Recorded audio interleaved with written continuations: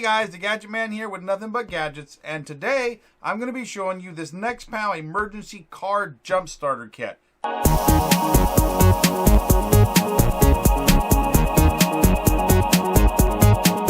guys, so this was sent to me by the NEXPOW company for free to do this review, so that's what I'm going to do. First thing we're going to do is get it out of the package here, so let's go ahead and open it up.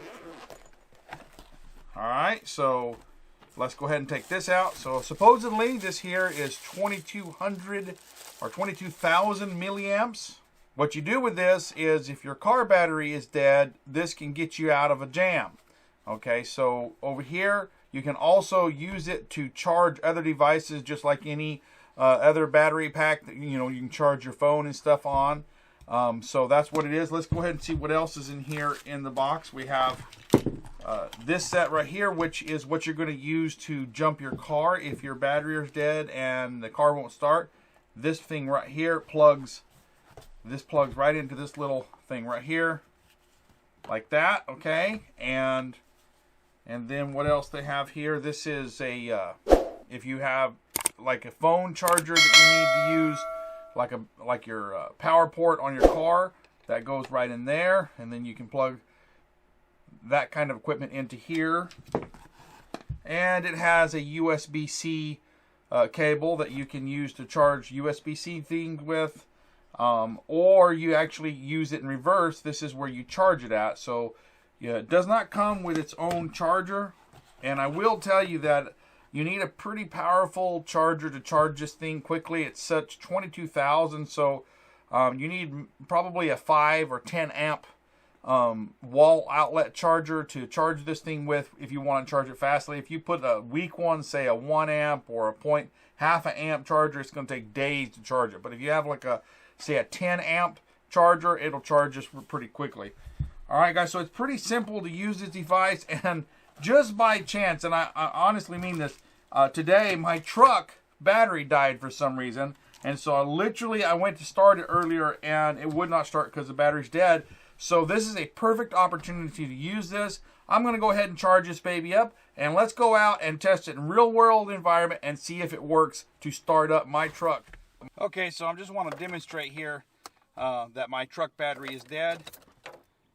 So you can hear the fan turns on here, but let me go ahead and try to start it. Okay, so the battery is not starting the truck. So now I'm going to go out there and try to start it up with the jump starter. Okay, the first thing we want to do is turn the switch right here on and make sure that we have over 40% charge. So basically at least more than 2 light bulbs. So it has to be up to the third. Here you see the 4 blue lights. You want at least 3 or 4 lit. Okay, so now we're going to plug this in right here. Okay, and we want to make sure that it's fully inserted all the way. Okay, so the blue light indicates that we're ready to go. Now let's go ahead and connect the black one to the negative post on your battery.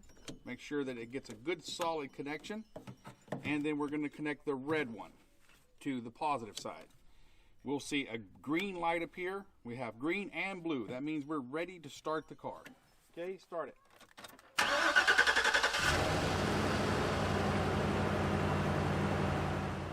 Okay guys, so you saw that I did start the truck. So let me just give you some impressions about its functions and a couple extra features that I'm going to tell you about.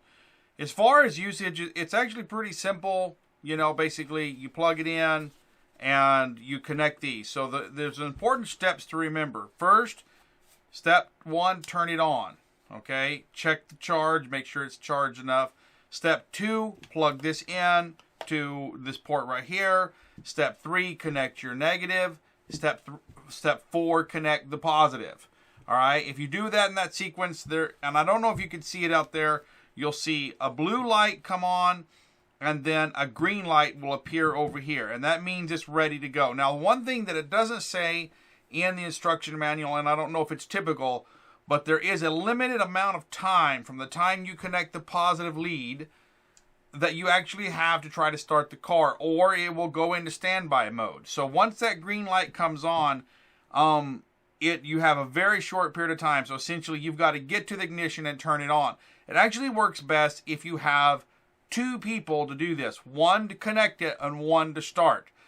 Because actually, it took me 3 attempts to actually get this thing to work, and I could not do it by myself on my truck. It took me too long to get around to the driver's side, because on my truck, the battery is on the back passenger left side of the vehicle, so I had to go all the way around the truck, open the driver's side door, get in, and I can't actually reach in. I actually have to get in, and by the time I did all that, it had gone back into standby mode, so I got an assistant to come, and then I connected it, and then where you see it turned on is actually assistant turning it on, not me, because there was just too much of a time lag for me to get all the way around the vehicle. Now, had I not been filming, I probably could have done it by myself, but because of the position of the camera, I could not go through the passenger door to do it. If I could have just stepped around, turned it on, I could have done it.